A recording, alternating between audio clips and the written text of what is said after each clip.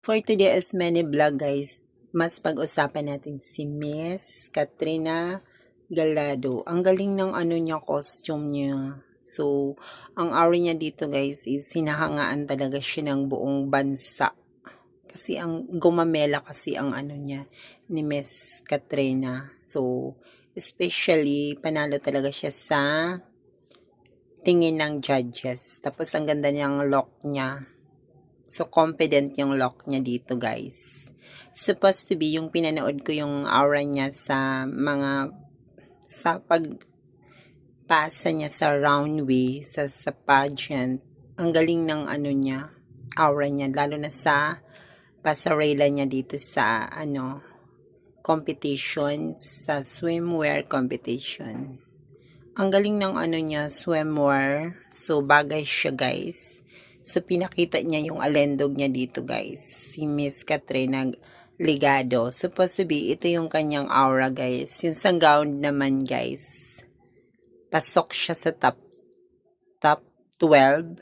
Tapos, naging pasok siya sa top 24. Kasi, ang dami nilang kandidata dito, guys.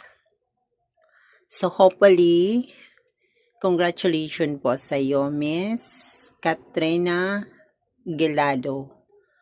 Actually guys, ito yung kanyang gown guys sa preliminary competition. So, nanalo po siya sa kanyang gown kasi inspiring beauty talaga yung kanyang gown. So, bagay na bagay sa kanya yung kanyang mini gown. That's the purpose is maganda talaga yung kanyang gown. Then, ito yung competition niya. So, sexy body siya dito, guys. Parang bagay sa kanya yung kanyang swimwear atake.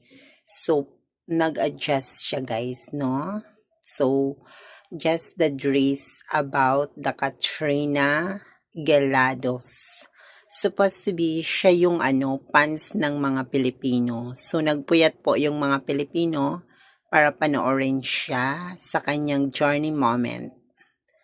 So, ngayon, nasungkit niya ang corona, guys. Kasi nga, deserve niya yung crown. Tapos, marami ang reaction ng ibang lugar or sa ibang bansa na that's the first runner-up yung isa, no? Actually, deserve niya yung crown. Deserve niya yung crown moment ni Miss Katrina. Especially nung pinanood ko yung kanyang aura dito guys, napaka-elegant ng kanyang gown moment. So, umpisa pa lang guys, so kinutuba na ang mga Pilipino kasi baka hindi na naman manalo ang Pilipinas.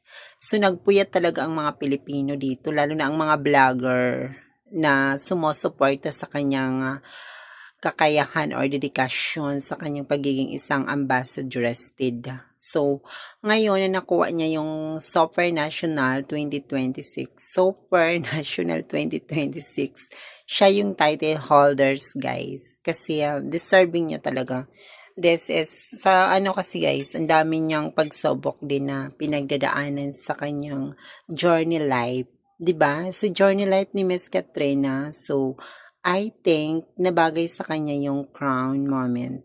So, as suggest for everything, maraming humahanga sa kanyang dedication because of the motivate about the other situation. So, ayun ang mga vlogger ay nagpuyat sa kanyang panonood sa kanyang many contestant to Philippines Super National 2026.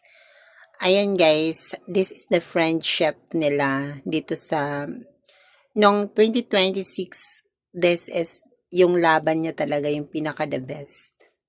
Maraming mga Pilipino guys ang namangha sa kanya guys kasi biroin mo guys, marami sila guys. Siya po yung nakapasok sa top 24, top 5 hanggang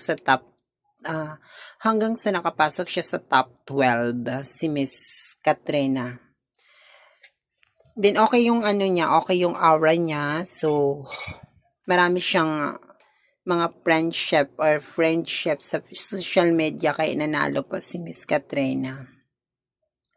That the right is sabi ni Miss Ima Meriting Lau, makakatulog na po yung ibang mga nagpuyat. Kasi marami talagang nagpuyat sa kanyang pagsali sa beauty pageant sa Super National 2026, 'di ba? So pinuyatan talaga ng mga vlogger ang kanyang pagsali sa Super National 2026.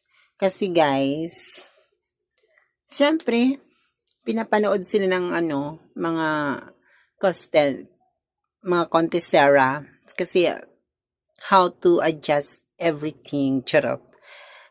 Actually guys, ito yung kanyang vacation timing, no? Dito sa lugar na ito guys. Very symbolic yung kanyang atake dito guys. Magaling at matalino po si Miss Katrina Galado. Alam mo, actually parang cum laude siya. Parang magna cum laude po siya nung nag-graduate. Kasi nakita ko sa ibang picture, sama cum laude ata si Miss Katrina. Supposed to be, ito yung kanyang lifestyle, no? Ang galing at ang kanyang pagiging isang magandang babae sa Philippines. No, ang galing niya. Tapos maganda yung kanyang look. Very elegant talaga yung kanyang look. Kaya deserve niya yung magiging isang crown moment. Especially yung Pilipinas talaga, hari talaga ng crown, no? Kasi madalas talaga first runner-up, second runner-up, especially yun talaga yung title. Ngayon, lagi siyang title, no? 2026, 2025. Especially yun talaga mga Pilipino, magagaling sila sa pageant. So, pinapag-aralan din naman talaga ang pageant pagdating sa cultures or pageant, no? Maybe time, kung pag-uusapan yung ganda at talino ni Miss Katrina, meron siya, is the very bring out yung kanyang pagiging isang magandang dilag or smart. Sa Q&A portion guys, manalo po siya sa Q&A portion. Pagdating sa Q&A portion, ang galing niya sumagot, no? Tapos kuwang-kuwa niya talaga yung aura ng judges. Hindi lang sa judges kasi for in the meantime, lahat ng kanyang pagiging isang magandang dala guys, just a reigning queen o magaling talaga siya sumagot sa Q&A portion. How I wish na ilalaban siya sa Miss Universe 2020-2027, no? Kasi hopefully, ang galing talaga niya. So, nakapasok siya sa top 12. I think that's the realities na panalo po ang Pinas sa ating mga pageantry. Charot. Eventually, ito yung kanyang auras guys sa Q&A portion. Pakibasa na lang po hanggang sa dolo. Charot. There is nothing about there where charot. Yan siya guys. Nanalo siya guys sa Super National 2026. Kinabog niya po ang ibang kandidata guys. So, kinabog niya yung ibang kandidata na lumalaban din sa kanyang journey. Pero, nangibabaw ang kanyang kakayahan ni Miss Katrina Ligado sa kanyang pagiging isang ambassadress. Sophisticated at elegant ang kanyang pinakikita na kakayahan dito sa social media, no? That's the point is, siya yung winner at deserving niya yung crown moment. Yun ang fame niya kasi just a journey is the very lifestyle. Just a very, supposed to be here and night steer or ang ibang mga kandidata ay nagpuyat din sa kanilang journey. Pero eventually, nasongkit talaga niya yung crown because of the deserving na talaga niya yung crown moment in life. That's the realities of the Philippines, born again. Eventually, yun talaga yung kanilang magagandang kasagutan, special sa pagsagot ng Q&A portion. Sa Q&A portion kasi dun binabasi ang kanyang talento, gown, moment, at iba pa. Sa preliminary competition, pinakita niya nung una pa lang, pinakita niya ang kanyang dedication sa kanyang pagsagot sa Q&A portion. So yun, just a top 5 sa voting, pero nakapasok siya sa top